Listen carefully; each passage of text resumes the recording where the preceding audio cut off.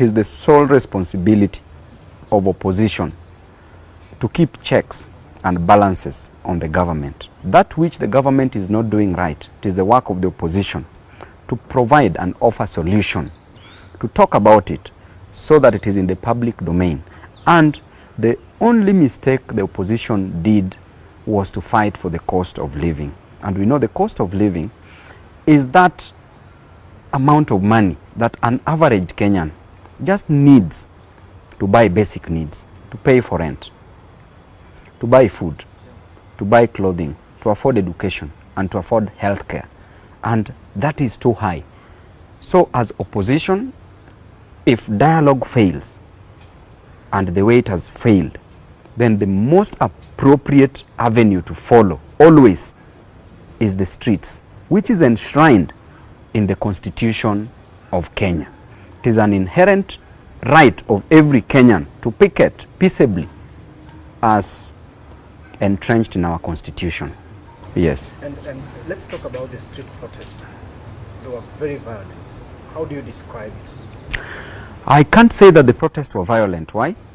Because every Kenyan, and you were present during this protest, you could see the way we could start in a very peaceful way when they were taking an oath was to protect life and to protect property.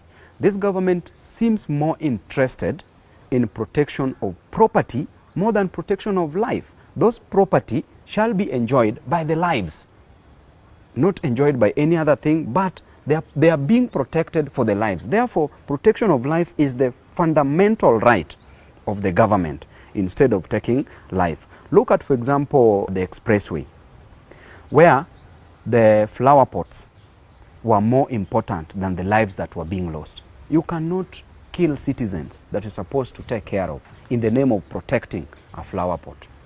You cannot say that the Chinese government came to find out why the expressway, the flower pots were destroyed, while you as the president, you are not going even for one funeral of the Kenyan citizens that were killed by the police officers that are serving under you, that were taking orders from your government. Even this was very unfortunate because these are the dark days that we are back in. I went to Mombasa for a meeting, a parliamentary meeting together with Nairobi members of parliament. Coming back at around 9 p.m., I was approached by 8 guys, the DCI officers from the DCI headquarters. What were they saying? That I'm being required to go and record a statement. I asked them over what? They told me I will know mbele. Then, with the 8 people I could not manage, I was just alone. Decided to get into one of their vehicles, a Subaru, which was driven from the airport to town, from town to TRM. That is where they changed the number plate. When we reached there, they were changing the number plate there. So they handcuffed me from the airport. After that, put me in the Subaru, and then they drove towards Thika Road. And then after that, at some particular point, they went towards Kamiti. They were going around. So we reached Mwea in Kirinyaga at around 2 a.m. And I didn't know where I was because clearly it was in the dark until I was informed that I was at Mwea the previous day when I was in the police cell. I didn't know where I was. So having been bungled in the car, driven to Mwea in a police cell, in handcuffs, actually along the way from TRM, they blindfolded me. When I saw that, when I asked them, why are we going towards Kamiti? So they blindfolded me because for sure I knew that these people probably wanted to kill me. So I told them there is no need of going far. Why don't you just finish me now? There is no need of going far because you have everything you want to finish me. So there is no need of driving me around. Just finish me now. After that particular moment, they decided to blindfold me. Drove me all the way to where we were going. And the following day, that's when I knew that I was at Mwea, when I asked one of the police officers at the station who came in the morning in my police cell. In Communicado, they didn't want me to communicate with my family, with my advocates. They didn't even bring me food. And it was very, very shameful because why do you need to punish me just for fighting for Kenyans? Is it only me? Will you punish all the Kenyans who are fighting for other Kenyans? Will you punish all the leaders who are fighting for all other Kenyans? So later for 3 good days, I went without food. I went without water. I was only praying, and I was asking myself, what am I doing in a police cell from a presidential campaign to a police cell? What was I doing there alone? And I could not communicate to anybody, just sleeping on the floor. And the floor was also very cold, and the previous day I was not feeling well. So it was clear that we are back in the dark days. What was ringing in my mind is that Kenya has had presidents. They've come and they've gone. We had Kenyatta, he came and he went. We had Moi, he came and he went. We had Kibaki, he came and he went. All those three presidents died. We had Uhuru, came and went. And we have Ruto, he will come and he will go. So I don't see the need of him being reminded to lower the cost of living is a problem that somebody should be punished. That energy that they are using, all that energy they are using, and the resources, the public money they are using to arrest us, the fuel they are wasting, the movements they are making, all that resources, why can't they divert all that resources to Lamu, where people are being killed, to other areas where there are cattle rustlers? Why can't they divert all those energies there? Government should let opposition do its work. We were not going after anybody.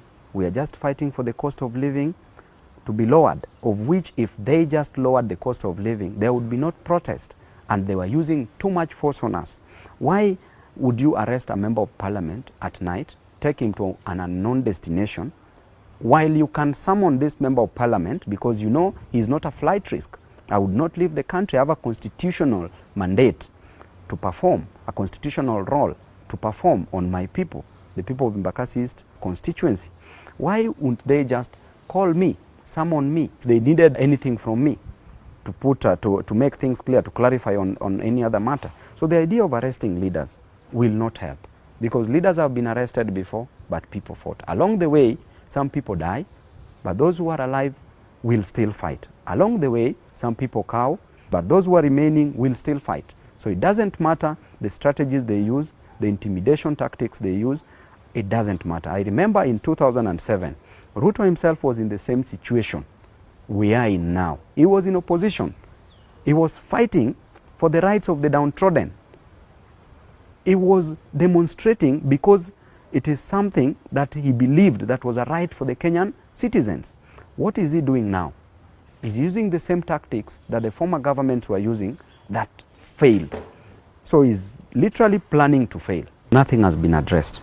Actually, 1 year in office, what we can celebrate is the many travels that this government has made abroad, but nothing else.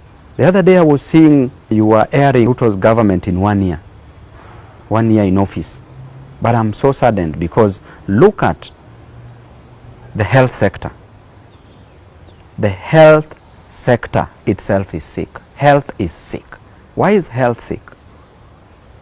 Increment of payment of NHIF is burdening the common mwananchi. Why would you increase NHIF on them? Why would you divide NHIF into 3? That is the Social Health Insurance Fund, and you say that after dividing that into 3, then the Social Health Insurance Fund shall be managed by a private sector. So you literally saying as a president that public fund should be managed by private individuals. That is completely out. The primary health sector, number 2. And the third one is the emergency and the chronic funds. With these 3, you are literally increasing the administrative cost. When you increase the administrative cost, what are you doing to the government? You are overburdening the common mwananchi, because that is a recurrent expenditure, cannot lead to growth of an economy. Number 2, in the education sector, it is so sad, Stephen Leto, it is so sad. You and I, we are where we are because of education. I remember you are the great University of Nairobi. You are who you are as Leto because of education. Why not for education, you would have not come to Nairobi. Why not for education, I would not be a member of parliament.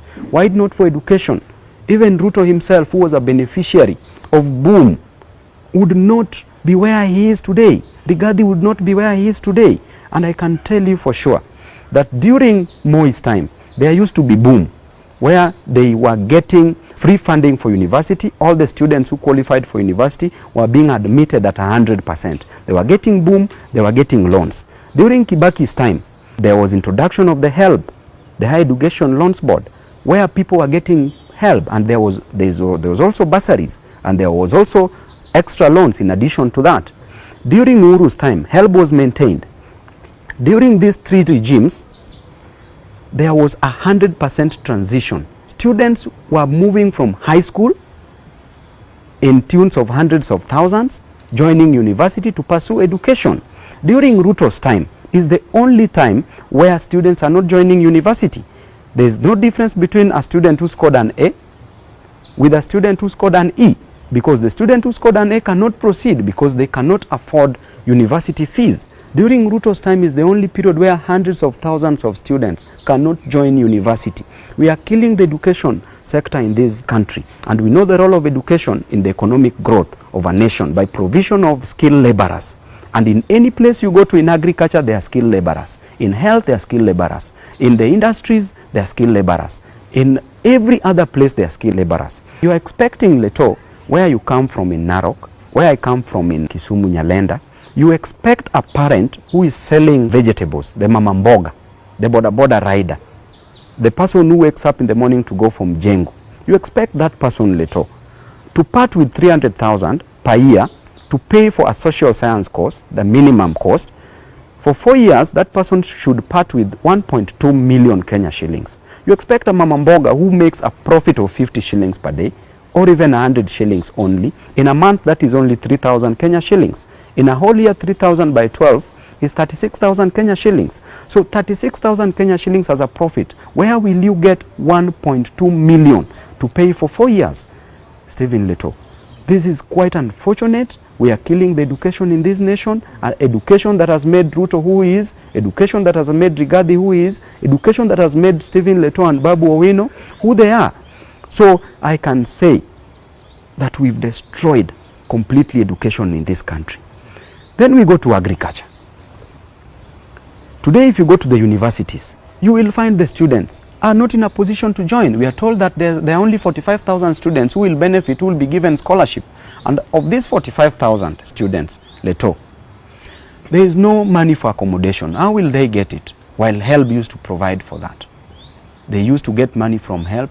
They pay a fee, the little amount remaining, they used to buy food, they get accommodation. Where will they get food? How will they move from their villages to town? So literally, we've just said that we don't want an educated nation. In agriculture, we are being told that fertilizer is being subsidized.